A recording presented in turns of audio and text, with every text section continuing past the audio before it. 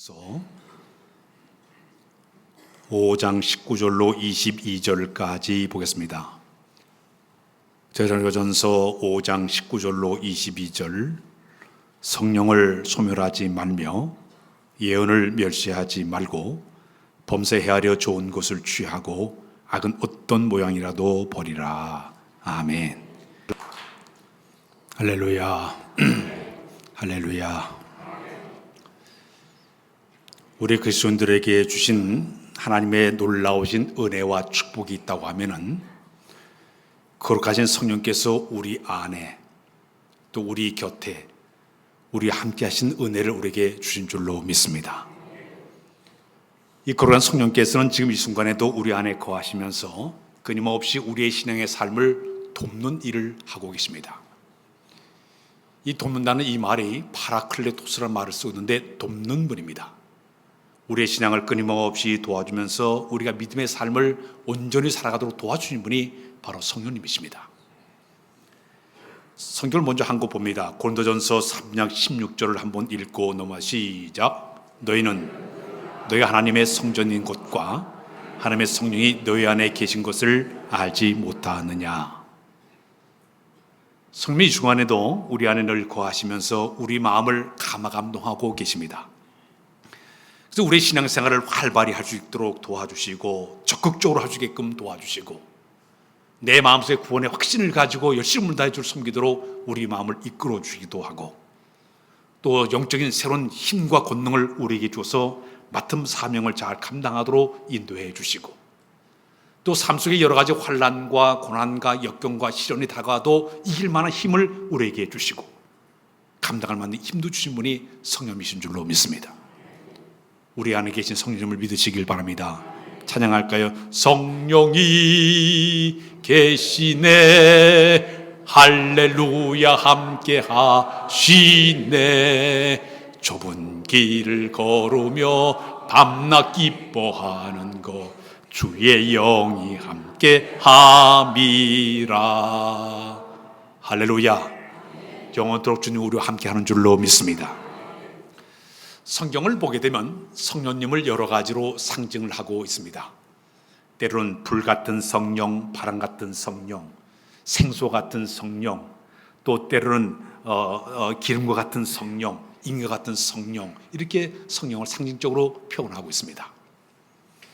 근데 처음으로 성령님이 이 땅에 오실 때 마가다락방에 성령이 오실 때는 두 가지 모습으로 이 땅에 임재하시게 되었습니다. 백신문도가 마가다락방에 모여서 열심히 뜨겁게 기도하는 가운데 성령이 임하실 때 보니까 처음에는 바람같이 임하게 됩니다.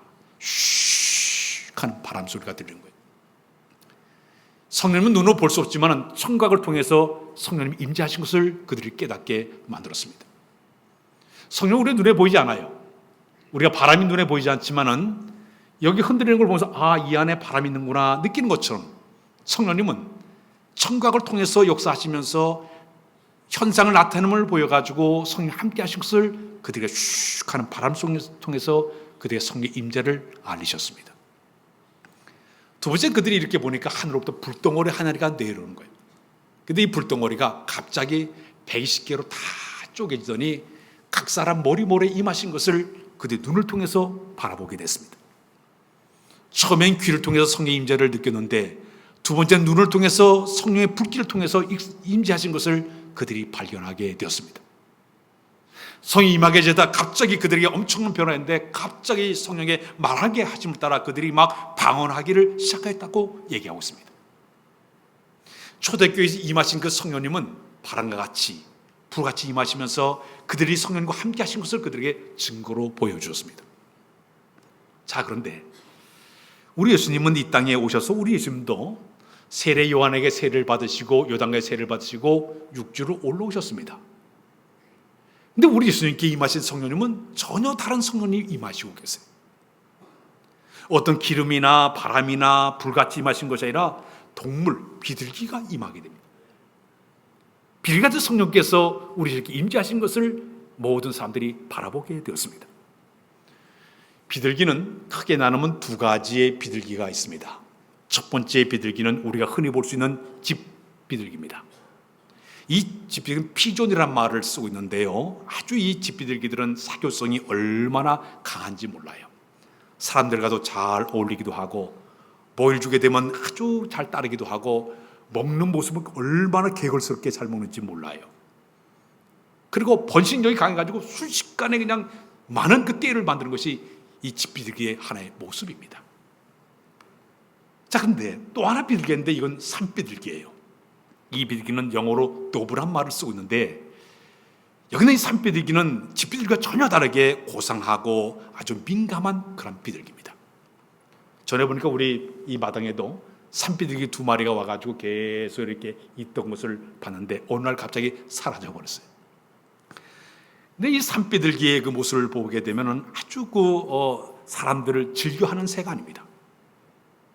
이 새의 그 상징은 평화롭고 순결하고 온유한 이미지의 새입니다. 이 새는 조그만 소음만 내게 되면요, 조용히 그 자를 훅 떠나버립니다. 이게 산비둘기의 모습이에요. 근데 우리 예수님께서 세례할 때 임하셨던 그 성령이 바로 산비둘기 같은 온유와 겸손, 이런 모습으로 딱 임재하실 것을 느끼게 됩니다. 자, 근데 이 성령님은 지금도 우리 안에 이래 인격적으로 쭉 비둘기처럼 조용하게 우리 안에 들어오시게 되면은 우리 심령 안에서 거하시고 계시면서 우리의 삶의 모든 것을 그분이 다스리기를 시작합니다. 지정의를 그분이 다스리기를 시작하죠. 우리의 조그만 감정까지, 우리의 모든 계획까지, 우리의 생각까지 그분이 다듬어가기를 시작을 하죠. 내가 신앙적으로 온전하지 못한 부분이 있기 때문에 마치 조각가가 징으로 탁탁 치는 것처럼 내 잘못된 모든 성품을 그분이 다듬어가기를 시작을 합니다. 그래서 성령의 사람이 되게 만들어 성령의 새로운 인격을 우리에게 집어넣어서 사랑과 희락과 자비와 양성과 충성과 온유와 절제와 오래 참의 열매를 맺게 만들어서 성령의 사람을 만드는 것이 바로 성령님이세요. 그래서 우리는 성령 안에서 끊임없이 우리는 변화를 받으면서 다듬어지면서 날마다 신앙의 길을 우리가 걸어가고 있습니다. 근데 오늘 본문에 갑자기 사도 바울이 데살로니가 교인들에게 무슨 이야기를 하고 있는가 우리 따라서 할까요? 성령을 소멸하지 말아라, 이런 말을 툭 던지는 거예요. 여기 소멸이라는 이 말의 의미는 스페누테라는 말입니다. 이 말의 의미는 우리가 이제 등불에 그 불이 꺼져가는 모습을 갖다가 스베눔에 소멸된다는 의미를 가지고 있습니다. 우리나라 사람들 옛날에는 이 전기가 들어오기 전에는 등잔을 켜가지고 거기다 석유를 집어넣어서 심지를 박아가지고 이렇게 불을 켰습니다. 근데 이 등잔 안에 석유가 다 따르게 되면 이 불이 갑자기 쑥 사르르 훅 꺼져버려요. 이게 소멸하는 모습의 하나의 모습입니다. 이 말의 의미는 내 안에 성령께서 끊임없이 역사를 하고 불같이 타올라야 되는데 이걸 서서히 시들어가는 이 모습을 갖다가 성령이 소멸한다는 의미를 가지고 있습니다. 성령은 끊임없이 내 안에서 감동을 하시면서 우리의 육신의 생각과 헛된 욕심과 더러운 양심과 불순종과 교만한 마음을 다 이제 하나씩 제거하면서 하나님의 사람, 성령의 사람으로 만들어가고 있는데 갑자기 오늘 성령께서 내 맛을 머니 산비둘기가 떠나는 것처럼 떠나볼 수 있다는 얘기입니다. 사랑하는 여러분, 하나님 성령님과 우리의 관계 속에서 우리 그리스도인들이 쉽게 짓는 죄가 3가지의 죄가 있습니다. 성경을 보게 되면 첫 번째 죄가 어떤 죄인가 하면은 성령을 근심하게 하는 죄입니다. 따라서 할까요? 성령을 근심하게 하는 죄. 성경을 먼저 읽고 나면 에베소서 4장 30절에 보게 되면 시작. 하나님의 성령을 근심하게 하지 말라. 그 안에서 너희가 구원의 날까지 인침을 받았느니라. 성령을 근심하게 하지 말라 그랬습니다. 이 근심한 이 말이 헬라 말로 루페이오라는 말을 쓰고 있는데 성령님에게 고통을 주지 말아라, 성령님을 슬프게 하지 말아라, 성령님을 괴롭게 하지 말라, 이런 의미를 가지고 있습니다. 성령님의 뜻에 거스르는 말이나 행동이나 생각이 주어지게 되면 성령님이 근심하게 돼요. 슬퍼하게 돼요. 괴로움을 느끼게 되는 거예요. 이것을 갖다가 성령 근심죄라고 성경은 이야기를 하고 있습니다.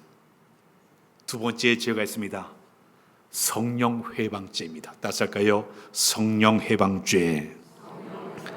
성경 하나 읽고 넘어갑니다. 마태복음 12장 31절로 32절 읽겠습니다. 시작. 그러므로 내가 너에게 이르노니 사람에 대한 모든 죄와 모독은 사하심을 얻되 성령을 모독하는 것은 사하심을 얻지 못하겠고 또 누구든지 말로 인자를 거역하면 사하심을 얻되 누구든지 말로 성령을 거역하면 이 세상과 오는 세상에서 사하심을 얻지 못하리라.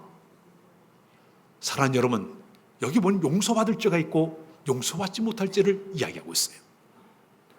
우리가 살아가면서 짓는 모든 생활 속에 짓는 모든 죄는 용서받을 수 있어요. 그러나 성령님과의 관계에서 지었는 모든 죄는 용서하지 못한다고 그랬어요. 성령님과의 관계에서 잘못된 이 성령 해방죄는 내가 용서하지 않겠다고 분명히 성경은 이야기를 하고 있습니다.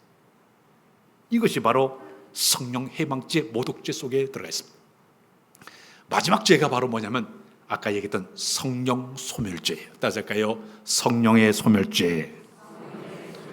오늘 본문의 19절, 5장 19절에 보게 되면 그런 말씀 시작. 성령을 소멸하지 말며. 신약 성경을 보게 되면 이 소멸이라는 단어가 6번 나와 있습니다. 그 가운데 여기 성령님과 관계에서는 한 번 여기 들어있습니다. 소멸하지 말아라. 이 소멸한다는 얘기는 타오른 불을 갖다 끄지 말라는 의미를 가지고 있습니다. 개역성경에 보게 되면 성령을 소멸하지 말며 그렇게 표현했어요. 흠정역에 보게 되니까 이 성령 소멸을 갖다가 성령님을 억누르지 말며, 직역을 하면 성령의 불을 끄지 말라는 얘기예요. 하나님께 대한 열정과 의지와 감정을 식어지게 만들지 말라는 의미를 주고 있는 것이 바로 성령 소멸죄라고 이야기를 하고 있습니다. 지금 성령님은 우리 안에 늘 거하시면서 우리를 뜨겁게 감화감동하사 거룩한 교회를 섬기게 만들고 열심을 다해서 내가 하나님의 열심 다해서 주를 섬기게 만드는데 오늘 갑자기 내 마음속에 성령님께서 작동하지 않는 거예요. 그분이 내 마음에서 떠날 수밖에 없는 그런 조건이, 상황이 될 수밖에 없는 모습이 될 수 있다는 얘기입니다. 구약에 보게 되면 대표적인 사람이 바로 지난주에 소개했던 사울왕이에요. 이스라엘 초대왕 사울왕이 교만했고 불순종했습니다. 점점 그는 포악해지기 시작하더니 하나님 명령을 따르지 않더니요 올권했습니다. 하나님의 제장만이 들을 제사들을 자기가 함부로 왕이면서 제사를 드는 끔찍한 신격 모독죄를 그가 범하게 됩니다. 그때 우리 하나님께서 사울왕을 세운 것을 후회하셨다고 그랬습니다. 그러더니 내가 그를 버렸다고, 그가 나를 버렸기 때문에 내가 그를 버렸다고 얘기하고 있습니다. 그것까지 깨달았어요. 그가 왕으로 처음으로 오를 때 그의 기름 부어서 왕을 세웠지만은 오늘날 성령님을 우리 하나님께서 싹 거둬버리고 말았습니다. 성령이 떠난 그 자리에 그의 마음에 악한 영이 그의 마음을 지배하게 시작하게 되었습니다. 악한 영이 지배하자 그는 끊으면 적개심과 조국함과 미움과 시기심이 가득 차서 나를 내팽개치고 성령의 사람 다윗을 쫓아다니기를 시작하게 됩니다. 사무엘상 10장 14절에 보게 되면 여호와의 신이 사울에게 떠나버리고 여호와의 부르신 악신이 그를 번뇌하게 한지라, 번뇌해가지고 막 시성시성하고 헛소리를 하게 돼요. 그때 성령의 사람 다윗이 와서 수금을 찬양할 때는 잠깐 떠났지만 또 지나면 다시 또 악령이 와서 그의 마음을 지배하기를 시작하게 되었습니다. 말년에 그는 어떻게 된지 아십니까? 갑자기 블레셋 군대가 쳐들어오게 되었습니다. 그는 하나님과 관계가 좋았을 때는 두려움이 없었는데 하나님과 관계가 떨어지게 되니까 마음에 큰 공포와 두려움을 갖게 됩니다. 하나님의 그 제사장이 쓰는 우림과 툼밈을 갖다 놓고 하나님께 물어봤어요. 하나님은 전혀 대답하지 않아요. 심지어는 사무엘상 28장 6절에 보게 되면요, 여호와께서 꿈으로도 우림으로도 선자도 아무런 대답이 없는 거예요. 왜? 성령님이 그를 떠났기 때문에 전혀 대답이 없는 거예요. 그는 너무나 답답한 나머지 저 엔돌에 있는 무당을 찾아가가지고 감히 하나님 말씀 갖다가 하나님 뜻을 물어보게 됩니다. 성령님이 떠나볼 때 나타난 그런 모습이에요. 결국은 어떻게 된지 아십니까? 그의 교만과 불순종이 끝내는 나라를 힘들게 만들더니 나라가 전쟁에 패하게 만들고 자기도 전쟁에 중상을 입게 되고 칼에 엎어져서 자살로 끝낸 사람이 사울왕의 모습이었습니다. 또 한 사람을 소개합니다. 이스라엘 나라의 사사 가운데 삼수라는 사람이 있었습니다. 그는 하나님의 성령이 강력하게 임재하게 되자 그는 남들이 가진 괴력의 사나이였습니다. 맨손을 가지고 사자를 갖다가 양을 찢는 것처럼 쫙 찢어내기도 했습니다. 브레셋 나라 그 성문을 떼어가지고 문짝을 짊어매고 올 정도로 괴력의 사나이였습니다.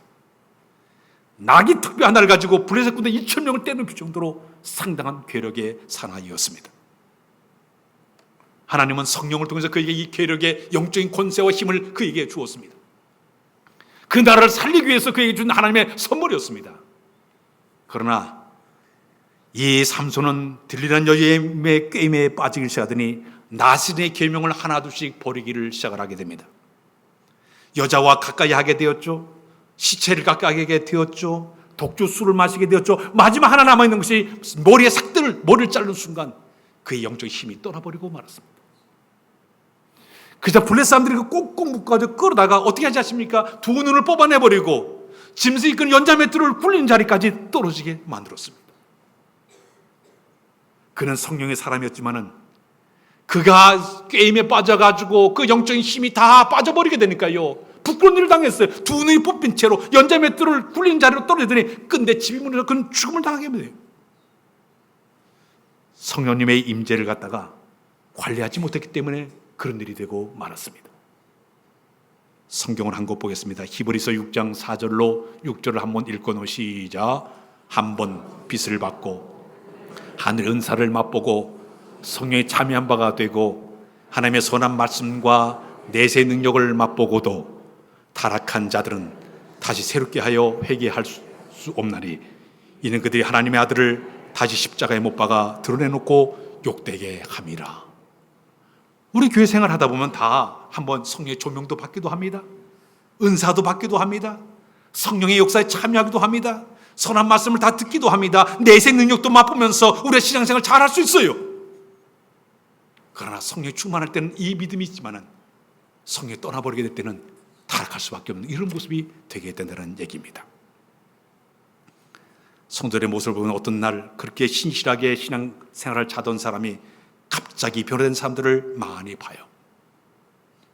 그런 성에 사로잡힐 때는 정말 기쁨과 감사와 충성된 모습 여호와를 잘 섬겼어요. 근데 어느 날 갑자기 조용히 성령께서 그를 떠나버리게 되니까 전혀 상상하지 못한 사람으로 바뀌어진 모습을 자주 발견하게 됩니다. 그럼 우리 가운데 성령님이 왜 떠나게 될까요? 원인들이 많이 있겠지만 첫 번째 원인은 뭐냐면 따질까요? 고집. 다시 고집. 우리 사람들의 마음속에 잘못된 고집이 강하게 되면요, 성령이 조용하게 떠날 수밖에 없습니다. 내 마음의 고집과 분노와 자기 방식과 경험을 자꾸 앞서게 되면, 성령님의 거룩한 들 자꾸 거부하게 되면 조용히 그래 네 혼자 잘해봐라, 그리고 성령님은 떠나볼 수밖에 없다는 얘기입니다. 우리 마음속에 쓴뿌리니 고집이 잘못되게 되면요, 이것이 점점 커지게 되면요, 성령의 뜻을 거슬리게 되고 내 마음, 내 주장대로 살 수밖에 없는 모습이에요. 성경 말씀에 보게 되면 에베소 4장 31절로 32절에 그런 말씀 시작. 너희는 모든 악독과 노함과 분냄과 떠드는 것과 비방하는 것을 모든 악의와 함께 버리고 서로 친절하게 하며 불쌍히 여기며 서로 용서하기를 하나님이 그리스도 안에서 너희를 용서한 같이 하라. 우리 마음속에 쓴뿌리가 있게 되면요, 성령님의 뜻을 자꾸 고집스럽게 버릴 수밖에 없어요. 아무리 성령님이 우리 마음을 감화감동해서 자꾸 우리는 거부할 수밖에 없는 모습이 되게 되는 것이죠. 뭐 처음에는 우리가 다 거부할 수 있겠죠. 그러나 이거 습관에 되다 보면 이거 점점 이것이 악해지면 성령님이 아하, 내가 필요 없는가 보다, 슬그머니 빠져나갈 수밖에 없다는 얘기입니다. 영국의 유명한 스퍼전 목사님께서 성령님이 떠나는 이유를 6가지를 그분이 소개했습니다. 그 가운데 첫 번째가 뭐냐면 영적으로 예민한 영적 감각이 없게 되면 떠날 수밖에 없다는 얘기입니다. 우리 사람들이 영적 감각이 있는 사람들은 내가 성령의 역사를 자꾸 영역이 떨어져서 그럼 열심히 기도해가지고 열심히 찾는데, 영적인 예민함이 떨어진 사람들은요, 자기 몸 안에 있는지 몸 밖에 있는지 모르게 돼요. 내가 성령의 인도를 받는 건지 모르지 이걸 깨닫지 못하는 이런 일이 벌어지게 된다는 얘기입니다. 영적 예민함이 부족할 때 성령님은 떠나게 됩니다. 두 번째, 그분이 얘기하기를 신실성이 부족할 때도 성령님이 떠나버립니다. 신실, 진실, 이 모든 것이 바로 하나님과의 관계에서 이런 하나님의 모습인데 거의 거짓과 수수와 이런 거 들어가게 되면 성령님이 그냥 떠날 수밖에 없어요. 세 번째는 뭐냐? 은혜가 떨어지게 되면 자연히 성령님도 떠나버립니다. 은혜의 풍성한 삶을 살았는데 은혜의 풍성한 삶을 은혜가 자꾸 줘버리게 되면 성령님이 슬그머니 떠나볼 수밖에 없다는 얘기입니다. 그 다음에는 교만하면요, 성령님이 떠나버립니다. 교만은 영혼을 죽이는 아주 치명적인 하나님의 바이러스입니다. 이것이 내 마음속에 들어오게 되면 나도 모르는 가운데 성령님을 거부할 수밖에 없게 되고 내 마음, 내 뜻대로 행할 수밖에 없다는 것입니다. 다섯 번째는 게으름이에요. 점점점 하나님과의 관계에서 자꾸 멀어지면 이 게으름이 바로 나가 영적으로 내가 소멸되는 하나님의 모습이 되게 되는 것입니다. 마지막으로는 개인 기도가 소홀하게 되면 떠날 수밖에 없습니다. 특히 기도라는 것은 하나님과 생명줄과도 똑같아요. 마치 우리 산모가 이 배 안에 있는 아기와 산모와 탯줄로 연결된 것처럼 하나님과 나 사이의 영적인 기도의 그 통로가 열려서 끊임없이 은혜를 맛보면서 날마다 은혜의 삶을 살아가야 되는데 생명줄인 하나님과의 관계가 끊어져 버리게 되면 주의 음성을 들을 수가 없습니다. 성령의 감화 감동을 느끼지를 못합니다. 내 마음대로 내 고집대로 살 수밖에 없는 모습이 되게 되는 것이. 사랑하는 여러분, 우리가 살아가면서 이 성령님과 관계에서 이런 여러 가지 문제가 있기 때문에 우리 마음속에 고집을 버리는 것이 첫 번째 필요합니다. 두 번째는 죄의 반복성이 우리로 하여금 성령님의 소멸함을 당하는 일이 되어지게 됩니다. 성경 말씀에 고린도서 3장 16, 17절에 보면 이런 말씀이 있어. 시작. 너희가 하나님의 성전인 것과 하나님의 성령이 너희 안에 계신 것을 알지 못하느냐? 여기 보게 되면 알지 못하느냐 그러면서 한 얘기가 누구든지 하나님의 성령을 더럽히면 하나님이 그를 멸하시고 하나님의 성전은 거룩하니 너희도 거룩하라 그랬습니다. 우리 마음은 특별히 성령님은 거룩한 성결의 영이세요. 죄를 미워하시는 영이세요. 근데 내 마음속에 계속적으로 끊임없이 죄의 찌꺼기가 계속 남아지게 되면요, 이 마음의 계시기 불편하신 분이에요. 성령님은. 왜? 깨끗한 영이기 때문에, 거룩한 영이기 때문에. 그분이 이 안에 거하시를 보는데 계속 죄의 찌꺼기가 계속 있다 보니까 나도 모르는 가운데 부패된 심령, 죄의 습성이 그대로 살아있다 보니까 성령님 거하시기 어려울 수밖에 없는 거예요. 여러분, 우리가 어떤 그 쓰레기가 있게 되면 빨리빨리 치워야 되는데 그걸 쌓아두게 되면 악취가 나게 되고, 그리고 거기에 파리가 날라오게 되고 구더기가 생기게 되고 바퀴벌레도 우르게 되고 세균 드시되지 않습니까? 기술적으로 죄의 문제를 해결하면서 깨끗해지려고 노력해야 되는데 이것이 안 되다 보니까 나도 모르는 가운데 이 죄의 품성, 우리 인간이 갖고 있는 죄의 이 질성이 자꾸 내 마음을 지배하니까 성령님께서 그 안에 역사하기가 힘든 모습이 되게 되는 것이에요. 그렇다면 우리가 죄를 이겨내고 우리가 이 거룩함을 유지하기 위해서는 필요한 건 두 가지가 있는데, 성경 말씀 디모데전서 4장 5절에 그런 말씀이 있습니다. 시작. 하나님의 말씀과 기도로 거룩하여 지미니라. 우리의 심령 상태가 거룩해야 되는 비결은요, 다른 거 두 가지. 하나가 말씀이에요. 하나님의 말씀은 거울 같다. 야고보서 1장 23절 하나님의 말씀을 거울이라고 표현했습니다. 우리가 아침에 거울을 보고 나의 잘못된 모습 하나 다듬은 것과 마찬가지로 말씀의 거울을 통해서 자꾸 자기를 비춰봐야만이, 그래야만이 우리 자신을 깨끗함을, 단정함을 유지할 수가 있게 되겠죠.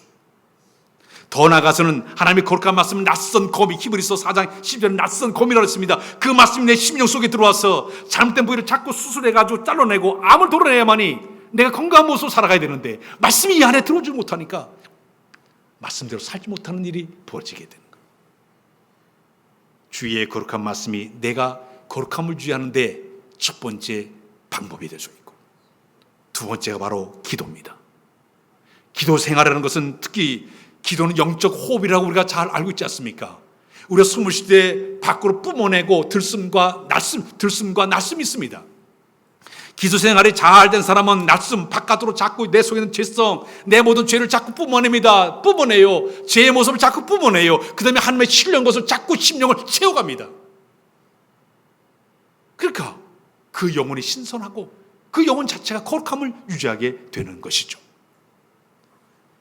그러나 내가 기도 생활을 제대로 하지 못하게 되면, 영적 관리를 잘하지 못하게 되면 이 속에는 우리 모든 사람들이 갖고 있는 죄의 습성이 그대로 있기 때문에 이게 살아서 꿈틀꿈틀대다 보니까 내가 거룩함을 유지하지 못하는 안타까운 일이 벌어지게 되는 것입니다. 다니엘이 바벨론 나라의 포로로 끌려가지 않았습니까? 그 높은 지위에 올라갔습니다. 총리까지 올라간 사람이에요. 그러나 그는 어렸을 때부터 신앙을 지켜온 그대로 하루에 3번씩 기도하는 것을 그는 잊지를 않았습니다. 오전 9시에, 오후 12시에, 오후 3시 시간 정해놓고 예루살렘 창문 열고 끊임없이 그는 기도 삶을 살게 됩니다. 그는 기도하다 보면 하나님께서 그에게 영적인 힘을 주시는 거예요. 기도하다 보니까 그는 불의와 타협하지 않는 그런 용감함을 갖게 되었습니다. 기도한 수많은 유혹이 있었지만 기도하는 사람이다 보니까 유혹을 뿌리칠 만한 힘이 주어지게 되었습니다. 그런데는 시기하는 사람들 때문에 사적으로 들어갔던 이런 엄청난 위협을 당하게 됩니다. 그러나 그는 눈 하나 깜짝 안 했습니다. 그는 기도의 삶을 끝까지 유지하게 됩니다. 결국 사자국에 들어갔지만 하나님의 사자의 입을 막아서 그를 구출해 준 줄로 믿습니다. 기도는 바로 영적 거룩함을 유지하는 두 번째 방법이 되게 되는 것입니다. 마지막으로 우리가 영적으로 소멸당하지 않게 마지막 방법은 뭐냐? 적극적으로 내게 준 은사를 발휘를 잘해야 됩니다. 따뜻한 내 은사를 적극적으로 발휘하자. 하나님의 여러분들에게 성령님을 통해 은사를 주신 목적이 있습니다. 내게 준 은사 따라서 열심히 내 위치에서 열심히 헌신하다 보면 하나님께서 그 은사를 통해서 은혜가 흘러들어오게 만들고 축복이 흘러들어오게 만들어요. 교회 수많은 사람들이 이 은사를 가지고 주 앞에 열심히 헌신하다가 은혜를 받게 되고 축복받아가지고 더 큰 일의 헌신자로 봉사 쓰임받는 사람들이 상당히 많이 있습니다. 사랑하는 여러분, 하나님께서 여러분들 모두에게 주신 은사가 있는데 그 은사를 받은 은사를 내가 땅에다 파묻어놓고 빈들빈들 내가 놀게 되면 은혜의 통로가 막혀지는 거예요. 축복의 통로가 막혀지는 거예요. 메마른 인생을 살 수밖에 없는 거예요.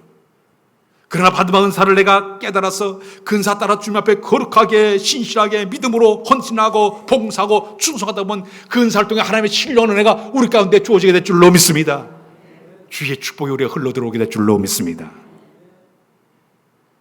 디모데에게 사도 바울의 이름 편지를 써서 디모데후서 1장 6절에 보게 되면 이런 말씀을 시작. 그러므로 내가 나의 안수함으로 내 속에 있는 하나님의 은사를 다시 분리하게 위하여 너로 생각하게 하노니, 내 안에 있는 하나님의 은사를 더 불러들게 만들어서 주의 거룩한 도구로 쓰임받는 사람이 되라고 요구하고 있습니다. 디모데전서 4장 14절에 똑같이 얘기하고 있습니다. 우리 읽겠습니다. 시작. 내 속에 있는 은사 곧 장로회에서 안수받을 때에 예언을 통하여 받은 것을 가볍게 여기지 말며, 우리 모두가 하나님 앞에서 이제 장로회에서 사람들을 뽑아서 장로님으로 권사님으로 안수자로 여기는 목회자로 안수받을 때 하나님께 주신 그 은사를 따라서 주의 거룩한 사역 앞에 내가 쓰임받을 때마다 감사하며 기뻐하며 그 일을 잘 감당해야만이 성령께서 우리를 통해 작동하는 역사가 있게 될 줄로 믿습니다. 지금도 성령의 불기는 끊임없이 타오르고 있습니다. 하나님은 성령의 불로 타오르는 자들을 통해서 교회를 세우게 하시고 세계 선교의 발판 만든 것이 바로 하나님의 방법이었습니다. 사도 바울에게 성령의 불길이 타오르게 되자 사도 바울은 그 성령의 불길을 따라가지고 그는 세계 복음화를 해서 1차, 2차, 3차 전도여행을 하고 마지막 4차에 로마에서 순교할 때까지 그는 복음을 증거한 사람으로 쓰임을 받았습니다. 성령의 불길이 타오르던 베드로 사도가 예루살렘 그 하루에 설교할 때 3,000명 된 사람들이 예수 믿는 역사가 일어나기도 했습니다. 그가 설교할 때 사람들이 가슴을 치면서 우리가 어찌할꼬 회개의 영도 임하기도 했습니다. 왜? 성령의 불이 임할 때 그렇게 쓰임받게 된 줄로 믿습니다. 영국 나라의 요한 웨슬레 목사님에게 성령의 능력이 임하게 되었습니다. 그는 성령 최후에 완전히 나가서 영국 사회의 그 부패한 아주 썩어가는 그 영국 사회에 죄악을 얻은 그 사회에 들어가서 그 복음을 전할 때 폭발적인 역사가 나타나게 되었습니다. 미국에는 무디 목사님을 통해 가서 19세기에 영적 흐름을 바꿔가지고 완전히 미국 사회를 영적 동안으로 만든 사람이 바로 성령의 사람 무디 목사님의 모습이었습니다. 20세기에 돌아갔지만 빌리 그레함 목사님 전 세계를 다니면서 성령의 불길을 태웠던 그런 분이십니다. 특히 빌리 그레함 목사님 우리 한국 땅에 2번 오셨습니다. 한 번은 저 부산에서 한 번 그 6.25 사변 때 한 번 집회를 했고요. 그 다음에 이 빌리 그람 목사님이 1973년도에 73년도 5월 3일에서 6월 3일까지 한 달 동안에 걸쳐가지고 우리 한국에 와가지고 열심히 5월 30일부터 6월 3일까지 집회를 했습니다. 73년도에. 그때 여의도 광장에 100만 명이 모여가지고 예배를 드렸습니다. 100만 명이 모여가지고 뜨겁게 예배를 드렸어요. 73년도에 그가 폭발운동을 일으켰어요. 74년도가 되었을 때 저는 거기에 참여를 했습니다. 엑스폴로 74가 열렸을 때 그때 그 목사님 가운데 세계 대학생 선교회 그 빌 브라이트 목사님, 한경진 목사님, 또 그 김중근 목사님, 이분들이 CCC 통해 가지고 사람들 전국에 32만 명을 모아 가지고 거기서 사역리 훈련을 시켰습니다. 저도 거기에 지금 도림 초등학교에 가가지고 교실에서 거기서 사역리를 공부했습니다. 그 다음에 나가가지고 복음을 전하기 시작했습니다. 저녁이 되면 집회를 했습니다. 그때요 얼마나 사람들이 많이 모여들지 몰라요. 100만 명이 모여들었어요. 한번 집회할 때는 새까맣게 사람들이 앉았습니다. 그때 그 모습, 그때 그 표로 보니까 예수혁명, 성령의 제3 폭발, 민족의 가슴마다 그 소리치며 이 땅에 그리스도의 계절이 오게 하자. 이게 그때 표였습니다.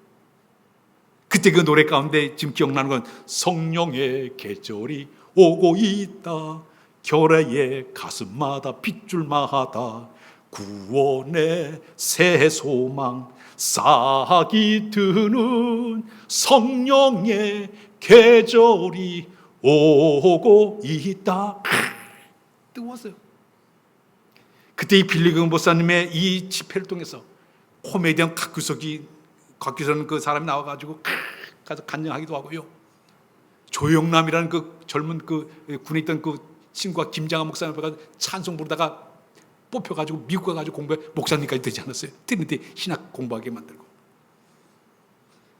그때 14년도에 제가 기억나는 게 있습니다. 막 집회하는 동안 비가 얼마나 많이 쏟아지는지 몰라요. 그때 국립극장에서 8.15 기념대회 할 때 문제가연 제1교포가 총탄을 쏴가지고 유경수였다 유탄에 맞아가지고 숨을 거둔 일이 그때 벌었던 사건이에요. 지금도 생생한 기억이 나요. 이 엑스폴로 74와 73년 이 엄청난 성령 폭발 운동을 통해서 우리 한국교회가 그때 30% 이상 성장했다고 얘기하고 있습니다. 성령의 발음은 지금도 끊임없이 일어나고 있습니다. 우리가 성령을 거부하면 그분은 작동하지 않습니다. 그분을 환영하고 그분의 다스림을 내가 그대로 기대하는 마음으로 성령의 인도를 받기만 하면 조용하게 우리 안에 오셔서 서서히 불길을 타오르게 만들어서 성령에서 쓰임받도록 인도해 줄 줄로 믿습니다. 이 성령의 계절은 모두가 다 성령에 사로잡아 되었어. 저 귀하게 쓰임받는 여러분들 다 되시길 주의 이름으로 부탁드립니다. 기도합니다. 하나님, 성령의 사랑으로 귀하게 쓰임받기를 원합니다. 불같은 성령이여 이 시간도 우리 가운데 강력하게 임재하여 주어서 우리의 심령을 녹여주시고 새롭게 하여 주어서 성령을 소멸되지 아니하고 뜨거운 마음으로 섬겨난 우리 모두로 하나님이여 인도하여 주옵소서. 우리 안에 모든 악의 요소를 제거하도록 도와줘 쓴뿌리를 제거하도록 인도하여 주어서 성령의 도우심 받는 우리 모두로 인도하여 주옵소서. 모든 걸 주께 의지하오며 예수 그리스도의 이름으로 기도하옵나이다. 아멘.